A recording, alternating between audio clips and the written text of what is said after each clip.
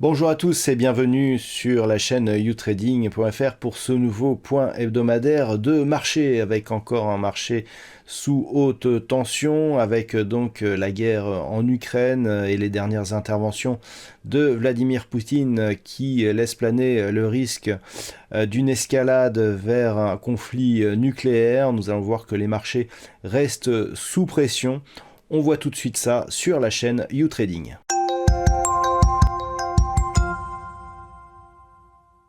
Voici donc le point de marché pour la semaine qui débutera le 28 février 2022. Et nous commencerons lundi avec en Australie le chiffre de vente au détail.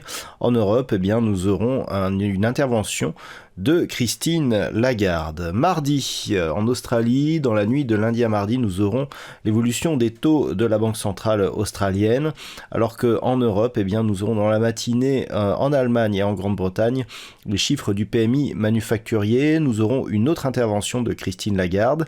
L'après-midi, au Canada, nous aurons les chiffres du PIB et puis nous aurons une intervention de Joe Biden, président donc des États-Unis. Mercredi sera une journée assez chargée en termes de macroéconomie. Dans la nuit de mardi à mercredi, nous aurons les chiffres du PIB en Australie. Dans la matinée, nous aurons en Allemagne les chiffres du chômage et les chiffres de l'inflation pour la zone euro. Dans l'après-midi, nous aurons donc les chiffres de création d'emplois ADP qui préfigurent en général les chiffres du NFP qui seront diffusés en fin de semaine.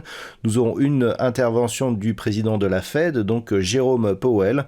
Et puis dans un contexte assez tendu, nous aurons les stocks de pétrole brut. Au Canada, la Banque centrale du Canada dévoilera l'évolution de ses taux d'intérêt. Jeudi, nous aurons en Grande-Bretagne les chiffres du PMI, alors que pour la zone euro, nous aurons les minutes de la BCE. L'après-midi, du côté des États-Unis, nous aurons les chiffres du chômage hebdomadaire, une autre intervention de Jérôme Powell, ainsi que les chiffres du PMI non manufacturier de l'ISM. Et puis dans un contexte assez tendu, lié notamment au conflit majeur qui oppose actuellement l'Ukraine et la Russie, nous aurons les chiffres de Thales. Enfin, vendredi, nous aurons en Grande-Bretagne les chiffres du PMI à la construction. L'après-midi, donc, nous aurons les non-farm payroll du côté des États-Unis, chiffres donc mensuels du chômage toujours très attendus. Et puis au Canada, nous aurons l'indice PMI Ivy. Passons maintenant à l'analyse technique des principaux actifs de marché pour cette semaine, avec donc une volatilité retrouvée sur l'indice parisien qui est revenu la semaine dernière tester ici cette zone des 6420 points. Suite à cela, s'est inscrit un début de rebond qui a été totalement annulé par les événements du week-end. Donc nous avons ici une oscillation qui confirme l'orientation baissière de la tendance court terme, donc daily de cet indice parisien.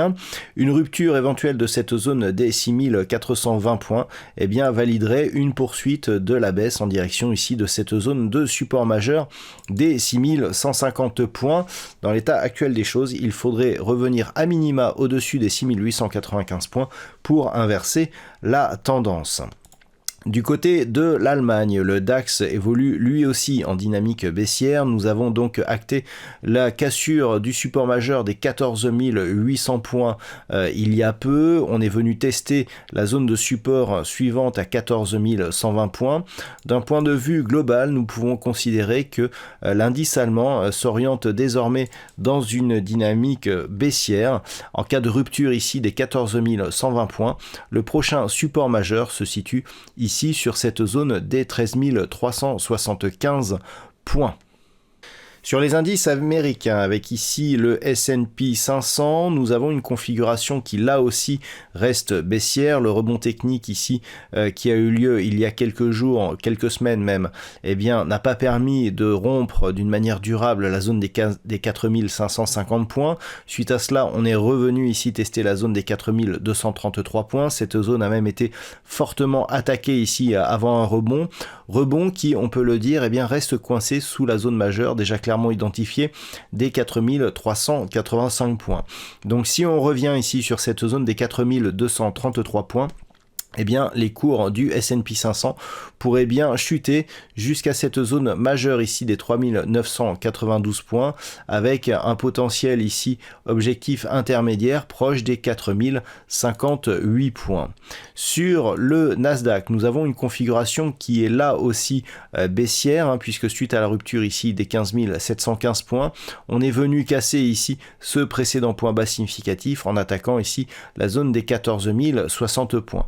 Le rebond technique qui a suivi n'a pas permis d'inverser la tendance puisque les cours sont restés ici globalement sous la moyenne mobile 20 exponentielle. On est revenu sur la zone de support qui a cédé et malgré un rebond technique actuel, eh bien, il semblerait que cette zone des 14 060 points agisse désormais comme résistance. Si cette configuration se confirme, l'objectif baissier de cette dynamique se situe sur cette zone majeure des 12 414 points. Passons maintenant aux matières premières qui sont sous tension, notamment suite aux dernières annonces de Vladimir Poutine. Nous avons un pétrole qui se stabilise sur l'objectif des 95 $ le baril. Nous avons des attaques ici qui vont vers 100 $ le baril. Alors globalement, et il faut passer en vue hebdomadaire pour constater cela, on risque de osciller ici dans une zone assez haute qui avait été la zone d'évolution entre 2010 et 2014 dans une zone qui se situe entre 83,50 et cette zone de point haut ici des 115 $ le baril. Toute rupture de cette zone ici des 115 $ le baril dans une zone qui n'avait plus été vue depuis de nombreuses années. Concernant l'or, nous sommes toujours dans une évolution haussière avec une accélération ici qui est venue tester la zone des 1960 $ l'once. Lorsque l'on observe la tendance en hebdomadaire, nous pouvons constater que cette zone avait connu de multiples échecs de franchissement à la hausse ici, juste après l'inscription de ce nouveau plus haut historique du métal jaune. En revenant ici sur cette zone, on s'offre une option lors d'un prochain contact de casser celle-ci et de rejoindre ici la zone de point haut significatif au-delà des 2000 $, puisque sur cette bougie, nous étions sur un plus haut qui se situait à 2075 $ l'once. Donc attention ici à un éventuel franchissement de cette zone des 1960 $ l'once. Dans le contexte de tension actuelle, ce franchissement est tout à fait possible, ainsi que le retour des cours de l'or sur leur dernier point haut historique. Ce point haut pourrait même être cassé assez rapidement. Sur le marché du Forex, la paire de devises euro-dollar a connu une phase de baisse hier, mais qui est restée ici dans la zone d'évolution que nous connaissons depuis maintenant quelques semaines. Cette attaque ici est venue tester une zone de support proche des 1.1120, zone qui avait déjà été testée ici sur cette phase à la fin du mois de janvier. Donc globalement, on reste ici dans un range. Alors range resserré ici entre 1.1180 et 1.14 avec des extensions qui peuvent aller ici sur cette zone de point bas à 1.1120 et sur la partie supérieure ici à 1.1480. La paire de devises euro-dollar reste donc dans cette zone et reste donc dans une dynamique neutre d'un point de vue court-moyen terme. Attention toutefois, l'accélération baissière que nous avons connue il y a peu pourrait bien placer la paire de devises dans une dynamique baissière court terme et dans ce cas-là valider ici une cassure de cette zone de support. Si tel était le cas, en cas de rupture de cette zone de support, le prochain objectif baissier de cette paire de devises euro-dollar se situe sur la zone majeure ici des 1.0950. Sur la paire de devises livre sterling contre dollar américain, nous avons connu ici une forte baisse depuis donc les dernières déclarations de Vladimir Poutine. La zone des 1.3420 semble désormais agir comme une zone de résistance, ce qui pourrait ramener la paire de devises ici dans cette zone de range entre ce niveau des 1.3420 et cette zone ici majeure des 1.3175. Ce retour s'inscrit dans une dynamique globalement baissière depuis ici cette zone de point haut qui avait été atteinte durant l'année 2021. Une rupture de la zone des 1.3175 marquerait un tournant sur la dynamique moyen terme avec un risque d'accélération de cette paire de devises à la baisse. Et puis nous terminons avec le Bitcoin qui valide le franchissement à la baisse ici des 40 000 $ pour un Bitcoin puisque cette zone agit désormais comme résistance. On retrouve un range ici qui est assez dangereux. puisque nous avions eu déjà cette évolution durant l'année 2021 où cette crypto-monnaie évoluait entre cette zone des 40 000 et celle des 29 500 $ pour un Bitcoin.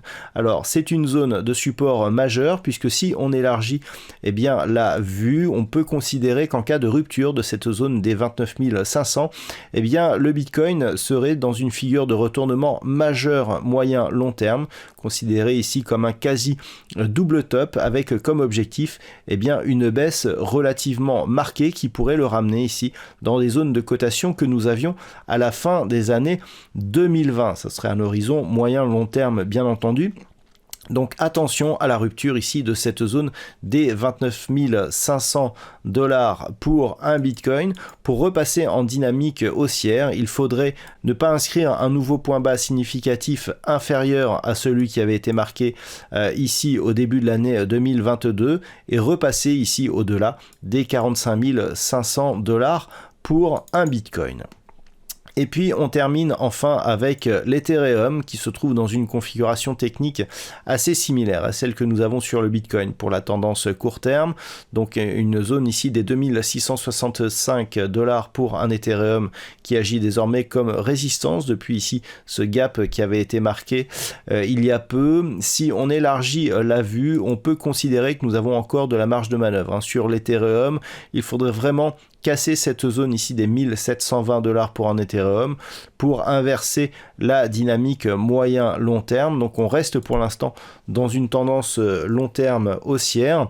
Pour repasser en tendance haussière court terme, il faudrait ici ne pas inscrire un nouveau point bas significatif inférieur à celui-ci et repasser au-delà de cette zone ici des 3380 $ pour un Ethereum.